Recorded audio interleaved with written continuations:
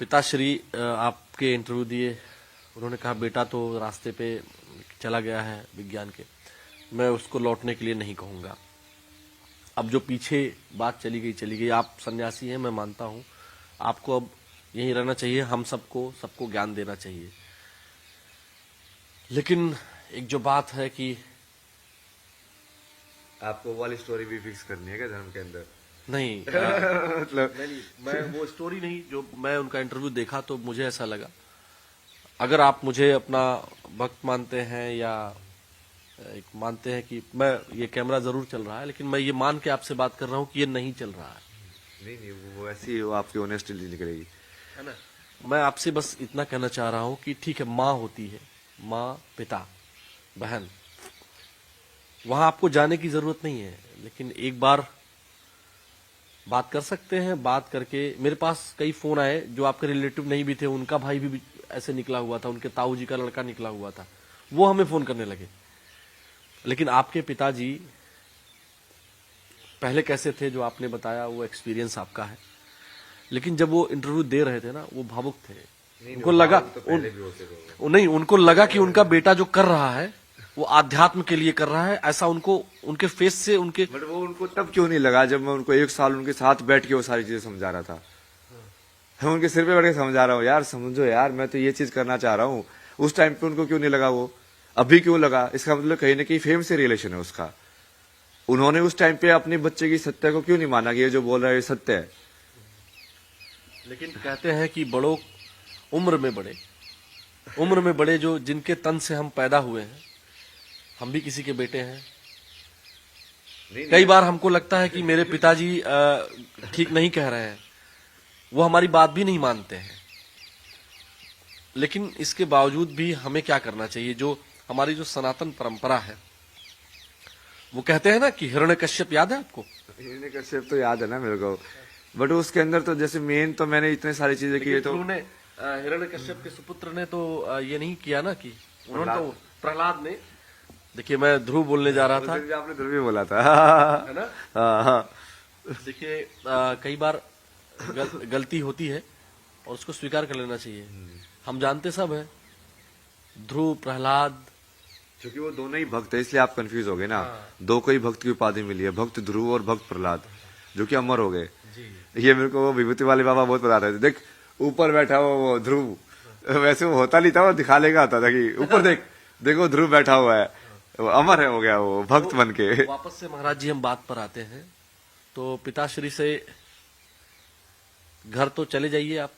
नहीं वो सब वो अभी है ना, वो आपको शायद वो हो सकता है कि आपको अपने प्रारब्ध की वजह से उनके अंदर वो चीज दिख रही हो, बट मुझे वो पता है ना वो क्या है। वो तो मेरे को ऐसे देखते थे ना, ऊर्जा में जैसे खा जाऊंगा मैं तेरे को, मैं वहां पे साइलेंटली बैठा होता था, तो उनको ऐसी इतनी ईर्ष्या होती थी उस चीज से, वो करने से, मेरे ओम जपने से भी, वो सब करने से भी। अब क्या बदल गया एकदम से? वही चीज वहां पे कैसे गलत लग रही थी उनको? सारी चीजें पढ़ाई मैंने वहां पे, जैसे मेरी वो बीच में वो सब भी हुआ, वो घर छोड़ के खुद ही भाग गए थे, फिर मैं चाचा वगैरह को बुलाया, तो चाचा वगैरह को बुला के जैसे बुआ वगैरह आई, मैंने उनको पूरा समझाया कि मैं क्या कर रहा हूँ, देखो ये मेंटल हेल्थ के लिए बहुत जरूरी है, क्योंकि ये सब चीजें मन कैसे काम करता है उससे भी जुड़ी हुई हैं। आज के टाइम में कितनी जो ज्यादा जरूरत है इन सब की, वो लोग समझे, फिर भी वो नहीं समझे, क्योंकि उनको समझना ही नहीं था। नहीं, लेकिन मुझे लगता है कि कई बार फेम की ही वजह से, लेकिन कई बार चीजें समझ में आ जाती हैं। नहीं वो समझ में नहीं आई है उनको, वो सिर्फ परसेप्शन की वजह से होता है कि हाँ अब ये चीज, वो पहले उनको डर लग रहा था कि ये चीज है कि नहीं है, अब उनको लग रहा है कि हाँ ये चीज तो बाकी लोग एक्सेप्ट कर रहे हैं। पहले मैं अकेला खड़ा था तो मेरे साथ नहीं खड़े थे, अब दूसरे लोग खड़े हैं तो वो भी खड़े होना चाहते हैं। तो इसमें मेरे विचार से प्रारब्ध ठीक है, मैं मान लिया, और मैं एज अ स्पिरिचुअल, मैं तो पूरे लाइफ में आपसे जुड़ा रहूंगा, लेकिन मेरा एक मानना है, अगर आप थोड़ा सा भी लग रहा हो आपको कि मैं स्पिरिचुअलिटी के आपके कहीं भी थोड़ा सा भी हूं, तो मेरा ये मानना है कि आपको एक बार पिताश्री से, अब मान गए हैं, कैसे भी माने हो। नहीं वो मेरे को मानने से मतलब ही नहीं था ना, मेरे को उनके मानने से मतलब होता तो मैं इस बात पे आता ही नहीं। उनके मानने या ना मानने से मेरे को क्या मतलब है? वो मेरे लिए तो एक सोल है ना, जो बाकी सोल्स हैं। बाकी जैसे आपको समझा रहा हूँ वैसे उनको समझाया था, उन्होंने नहीं समझा, आपने समझा, समझाना चाहो उस चीज को। अब मेरे लिए तो बराबर ही है ना वो। जैसे मेन तो मैं जितने सारी चीजें की वो तो सिर्फ स्त्री के लिए किया कर रहा हूँ मैं सारे की सारे, चाहे वो मेरी माँ के साथ जो इंसाफ हुआ हो, चाहे मेरे जो रिलेशनशिप के अंदर मैंने जो एक्सपीरियंस किया कि वहाँ पे मैंने बताया था कि जैसे बहन प्रेग्नेंट थी तो वहाँ पे नहीं आ पाई मम्मी मदद करने के लिए, तो उसकी वजह से मुझे महसूस हुआ कि यार ये सब क्या है संसार के अंदर, ये सब क्यों होता है मतलब।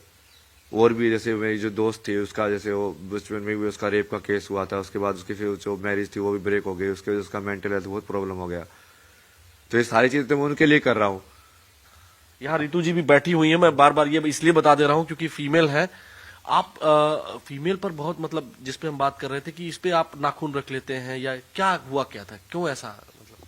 नहीं जैसे चीजें तो मैंने बहुत बताई ना, जैसे अपनी माँ की साइड तो मैंने फिल्म भी देखी होगी आपने, वही सवाल बनाई हुई है मैंने, वो पूरा उसके ऊपर ही है, डोमेस्टिक वायलेंस के ऊपर। आप जिस पिताश्री को पिताश्री बोलते हैं ना, वो उस माँ को ना वो गोला लाठी बोलते हैं, क्योंकि एक तरीके से ऐसे पैर वैर को अरेंज करके उसको बांध के लाठी को बीच में डाल के तब मारते थे। आपने तो देखा ही नहीं ना, आप तो उनके वो क्रोकोडाइल वाले आंसू के ऊपर बह गए। माँ भी है ना, तभी तो।